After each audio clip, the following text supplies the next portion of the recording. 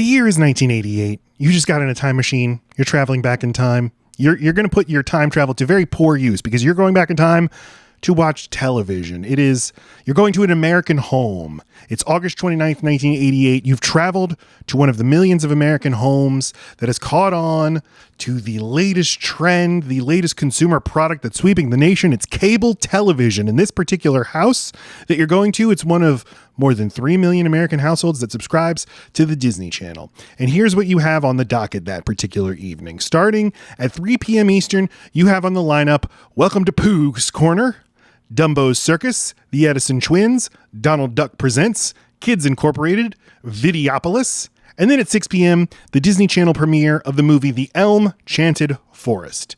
This block shows how the Disney Channel at the time was a healthy mixture of old Disney programs, new Disney programs, and licensed third-party programming. In other words, IP not owned by the Walt Disney Company. The Elm-Chanted Forest, which is the subject we are here to examine today, it is such a property. It aired a lot on the Disney Channel between 1988 and 1996.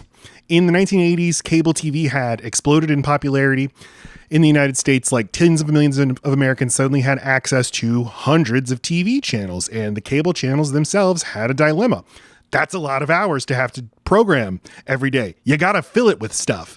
You could program your cable channel with old stuff like Nickelodeon did with Lassie, and the Disney Channel did a lot of this, but you had to entice younger viewers with the idea that they would be getting something new, something exclusive, but not that exclusive. Like, it's not like you want to really pour dollars into this thing. It's not like if you're the Disney Channel, you want to take out the old classics from the Disney vault. You need something else. Thus did a glorious era of content factory manufacturing begin. Cheaply produced content. Slop, in other words. So the Elm-Chanted Forest. What the hell is the Elm-Chanted Forest? And what is this confusing Yugoslavian movie from the 1980s really trying to say with its super confusing story? Like, is it about environmental conservation? It takes place in a forest that's under threat from like forest fires and stuff. Is that what it's about? Is it about the promise and peril of recreational drug use? If you watch the movie, you'll understand. I mean, there are very prominent mushroom characters in this movie. The chief villain of the movie is a cactus. Like, there's pharmacological properties of all the various biomes in this movie and the various roles that they play. It all plays a very important part in the movie. As the madness set in as I watched this movie, began to think I'd never finish this movie, something about this movie clicked into place for me. You sometimes just have to remember where a movie was made and when, and what was going on in the world at the time. And this movie was made in Yugoslavia in the mid-1980s. What was going on in Yugoslavia in the mid-1980s? I asked myself, and merely by asking that question, the movie opened itself up to me. I could see the source code of the Matrix. I was on the wavelength of the film. You know, speak to me, Goose. The movie was speaking to me. The Elm-Chanted Forest, I realized, it's a study of the inherent and irreconcilable tension between nationalism and communism and how those two philosophies were at odds in the Yugoslavia of the 1980s. I'm not joking. I think that this actually makes the movie make sense, and I will explain that in a moment. But first, I want to thank Wench with a Wrench on TikTok for requesting that I cover this movie. I had a lot of fun with this movie, digging into the history, digging into this movie, even though I don't like the movie, like, at all. If you have an obscure movie or a weird movie or just, a lesser known animated movie, a movie that you maybe feel like, I'm not 100% sure that's a real movie and that I didn't just make it up, let me know. No guarantees that I'll cover it, but I'm always on the lookout for new titles to explore. And if you like hearing me talk about this kind of stuff, about movies that I am nostalgic about or that other people are nostalgic about, and you don't mind if I am critical of them or if I make jokes about them, even if I like them, check out my podcast, Load Bearing Beams. We do a deep dive into a different movie every week. So, The Elm-Chanted Forest, truly the strangest animated movie I've ever seen. It is like an acid trip, and that makes it sound cool, but it is not cool. This is it's the kind of movie that makes me wish I had done more drugs, but the experience of watching it, also not that cool, not that fun. It is disjointed, it is confusing, it is loud, it's a hodgepodge of plots that just run into brick walls, don't go anywhere, don't seem to have anything to do with one another, a hodgepodge of animation styles that don't mesh well with each other at all, and so much weirdness that is obviously coming from the very lazy localization, a movie that was written in Croatian and then dubbed very poorly and translated very poorly into English. Even though this movie was very clearly made for an English language audience, it was made for American children. And you can feel the filmmakers in the movie dripping with disdain for the kids in America who will be watching this. So this is a 1986 Croatian film. At the time, Croatia was part of the Socialist Federal Republic of Yugoslavia, and the Elm-Chanted Forest is considered the very first feature-length animated film made in all of Yugoslavia. Although Croatia in particular did have a long and storied cinema, and it did have an animation industry and an animation legacy. There were some really famous and celebrated animated shorts made in the socialist and communist traditions, but the Elm-Chanted Forest is not that. It's a bunch of different animation styles, but really it just seems to be aping the limited animation style of Hanna-Barbera or of Filmation or of all these Saturday morning animation shops that thrived in America in the 70s and 80s, budget studios. They produce cheap cartoons for kids. It uses some of those same tricks, very limited motion for characters, very simple character designs, and what's called the rubber hose animation style, where characters are constantly like bouncing up and down or just repeating a simple motion over and over again because it's a cost-effective way of simulating movement and dynamic animation on screen. So this movie was directed by Milan Blažeković. This was his feature debut. He would go on to direct a sequel to The Elm-Chanted Forest called The Magician's Hat, and he would make a movie called Lapich the Little Shoemaker. He died in 2019. Unfortunately, I could not find much information about him or his career or his movies because all of it's in Croatian, and I don't speak Croatian. If you've got any Croatian speakers out there watching this, reach out to me, please. I have some questions. Maybe you can help me dig a little deeper into this man in this movie. This film does not appear to have ever been released in movie theaters. Its aspect ratio is 4:3, like for TVs. It was released on VHS in America in 1989, and then in a very limited run on DVD by Image Entertainment in 1999, and that's it. And when I started looking into this movie, I saw that there are very on YouTube, very poor quality rips of this movie that are available on YouTube, and I stupidly thought, no, I'm going to order the DVD. So I spent a ridiculous amount of money on the DVD, thinking I would at least get a DVD quality file for this movie, but no, not so. The DVD appears to have literally just been scanned from a VHS. Like there's even tracking errors on the DVD. And I was hoping maybe the DVD would contain some other clue that would help me understand the movie. At least the movie would have the original language track available. No, there's just English on this DVD. But the DVD cover art does helpfully explain that this movie is a Disney Channel favorite. And that is indeed true because the history of the Disney Channel is meticulously chronicled by some blessed folks online. So you can look up any day in the history that Disney Channel has existed and see when something aired and at what time. You can see the Elm-Chanted Forest aired on the Disney Channel 27 times between 1988 and 1996. And for that reason alone, you would think that somebody would want to buy this movie, restore it, do a proper localization, and then sell it to some nostalgic people who are now in their 30s and their 40s and they have disposable income and they want to relive their childhoods. But as we will get to, I think there's a pretty good reason why this movie is not available anywhere, because it has some of the most confusing racism that I've ever seen in a child's movie. So probably for the best that only freaks like me see this movie and are aware of it. But the movie itself. Here's what Disney Channel's official listings say about the Elm-Chanted Forest. Quote, Peter Pallet, a whimsical young artist, falls asleep under a magical elm tree and wakes to find the forest transformed in this animated film. End quote. And like, yeah, that happens, but it's so much more confusing than that. That makes it sound normal. Also, it doesn't mention the actual important characters in the movie, like the Cactus King, who only speaks in cactus puns, and the American Bear, who only speaks in American football idioms, but like very clumsy American football idioms, like, oh, the Cactus King's going to come over to our forest and he's going to score a touchdown. And then the most important character in the movie, the horny as hell vixen, the sexy lady fox. But this movie begins not even 5 seconds into the movie. There's just a character who is screaming at you. If you listen very carefully, the wind will speak to you, he shouts. And you're like, Jesus Christ. Okay, I'm listening to the wind. And this screaming character materializes in front of you and he goes, I am Baron Burr, I ride the wind. A burr is a seedling, of course, a promise of tomorrow. I go where the wind goes, know what the wind knows, and carry the future with me. So He is one of a number of characters in this movie where the joke with their name is it's a very lazy pun of a figure from American history. He's Baron Burr, like Aaron Burr, you know, that vice president. Haha, you get it. There's also a Beaver character named J. Edgar Beaver, like J. Edgar Hoover. The kids watching this in the 80s, they were hooting and hollering because like they're like, I get it. Baron Burr, he is just dumping exposition on you faster than you can keep up. The forest is enchanted, but you have to be afraid there is a dark power gathering strength as we speak. The forces of hate, the forces of hatred, well, they hate one animal above all others, and it's the beavers, of course, and that's because beavers, they're damn hard workers. They're the builders. They're the ones who actually make things in this society, you know?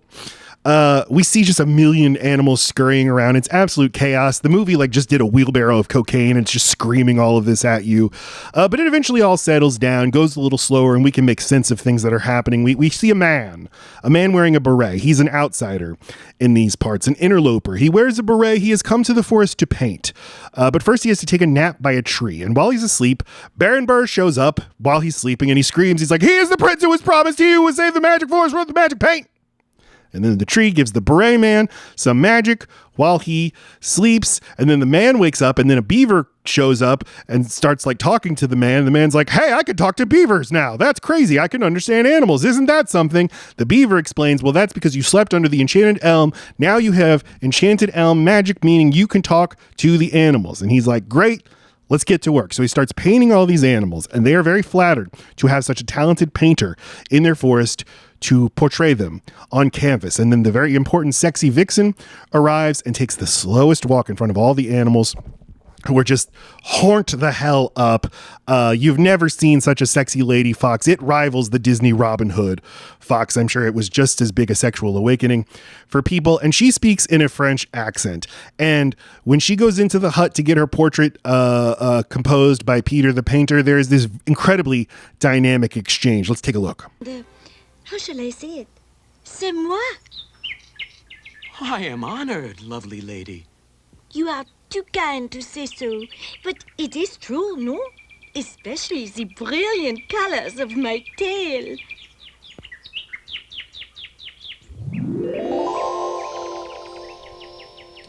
But as all of this is happening, this crow shows up and he goes, caution!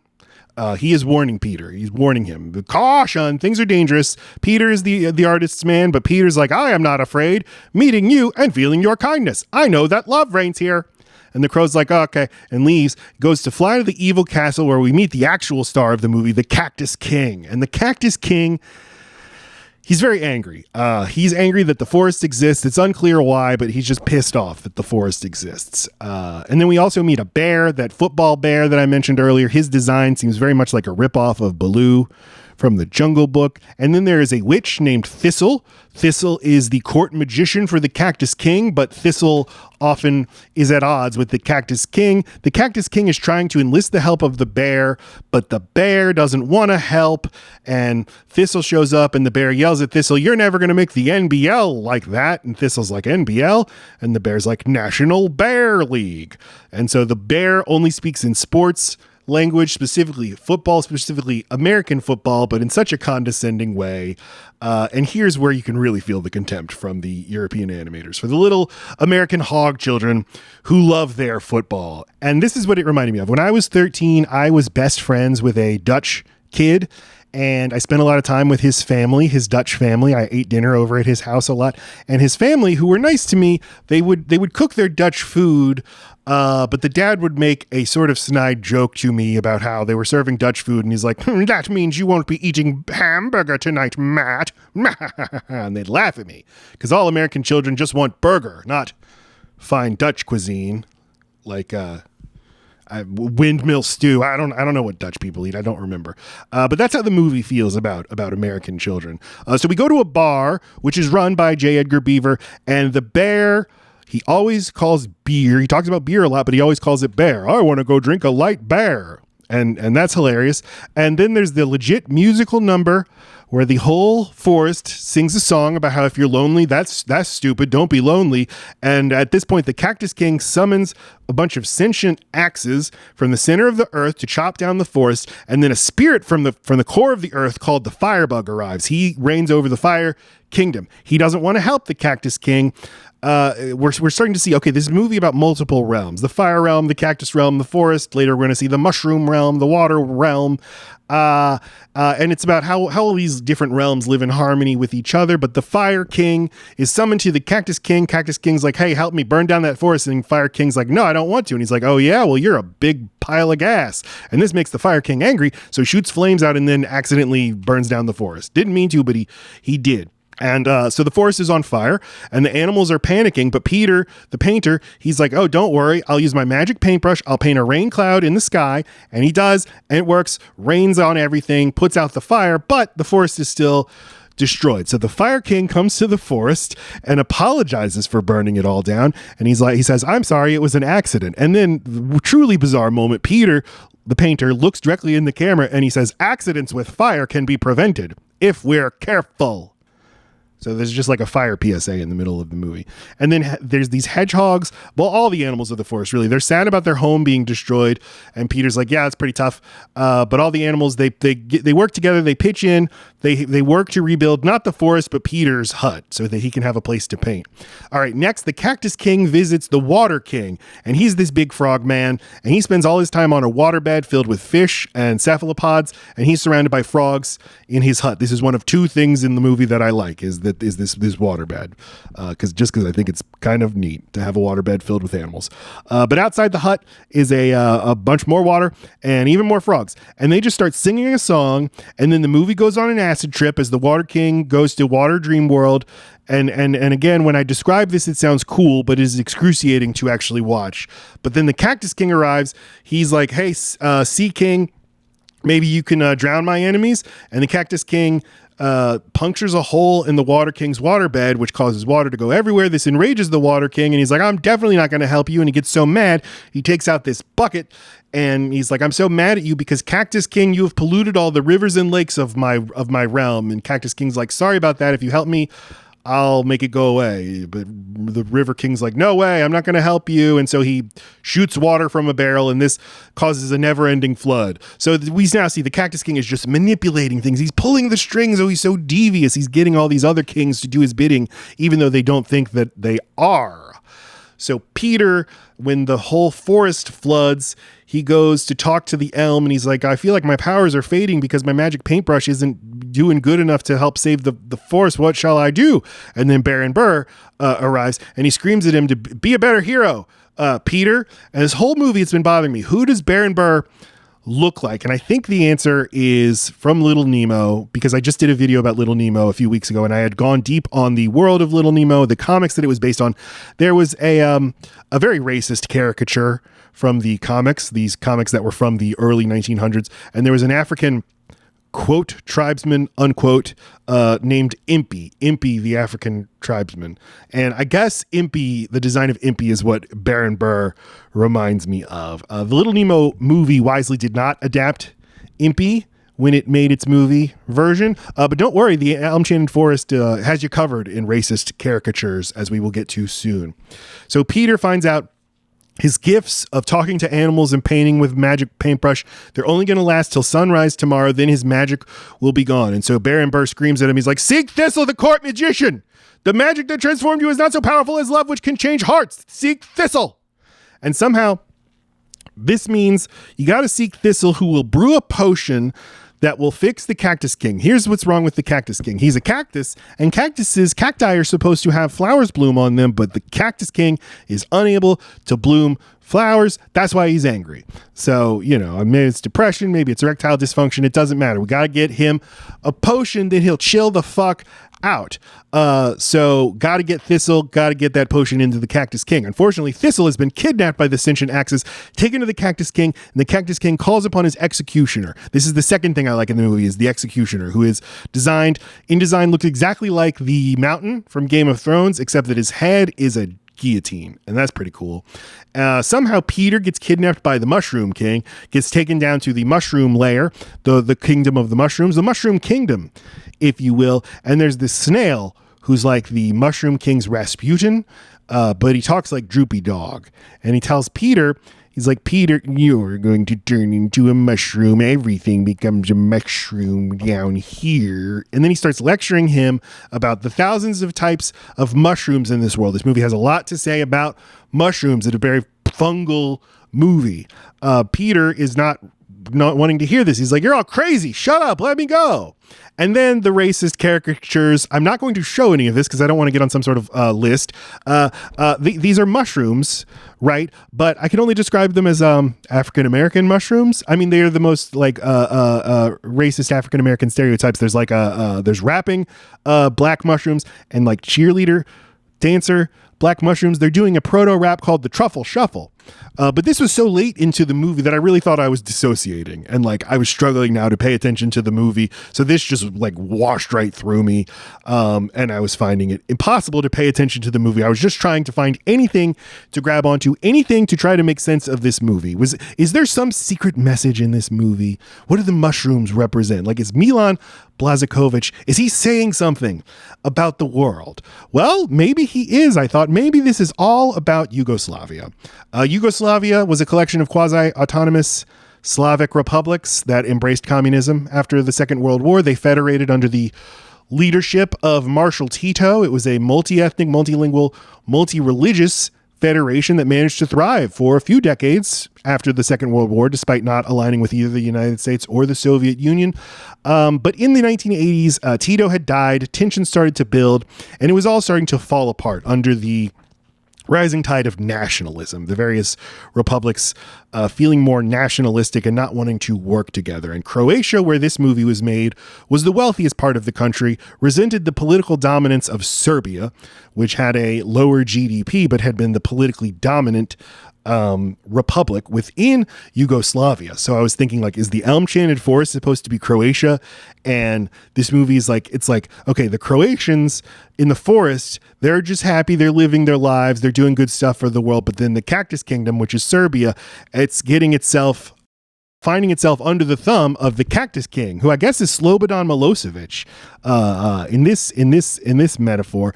And the Cactus Kingdom, Serbia, it's like, it's trying to push everyone else around. Everyone would get along very well. There would be the other Yugoslav republics would get along quite well, if not for Serbia. Is this movie anti-Serb propaganda? I think it might be. And that, I don't agree with that message, but it did make the movie more comprehensible to me. So I just wanted to throw that out there. I saw people saying this movie makes more sense if you realize it's about drugs. I say no, it is about Yugoslav nationalism. It is about the dying dream of Yugoslavia. Communism is defeated by nationalism. You cannot have both. They are at inherent tension with each other. And once we realize we are all brothers in this world together, we don't need, I'm a Croat, you're a Serb, I'm a cactus, you're a mushroom, but we all have common material interests.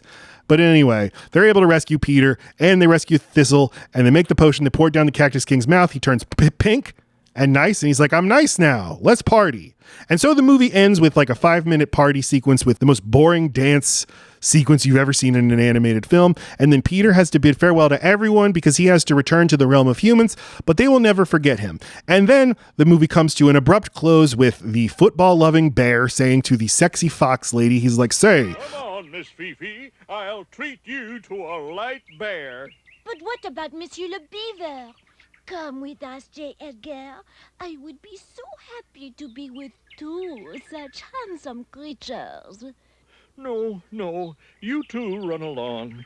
I'm not in such a festive mood. And the beaver, he's reading this correctly. He's like, she wants to have a threesome with me and the bear. And he gets really bashful. He's like, oh, I'm not in such a festive mood, he says. He declines because he's not feeling it this particular evening, which I was not expecting to see in this movie. I was not expecting to see threesomes in this animated children's movie. But again, things are a little different in Europe, aren't they, folks? But then a lady beaver comes along, J. Edgar Beaver, sees the lady beaver, gets excited, walks away with her, and the Cactus King in the final line of the movie is like, soon there will be many beavers here in Fantasy Forest. And everyone's like, Cactus King. And that's it. The movie's over. And that's the Elm-Chanted Forest. Should you watch the Elm-Chanted Forest? Absolutely not. I'm glad I watched it, but again, I'm a freak. I'm a sicko. But I do want to thank Wench with a Wrench for requesting that I cover this movie. I had a lot of fun. If any of you out there remember this movie, let me know. Let me know what you remember about it and where you saw it. Did you watch it on VHS? Did you watch it on TV? Let me know if you have any similarly deranged movies that you only kind of half remember and would like to see me talk about. And I thank you very much and look forward to hearing from you.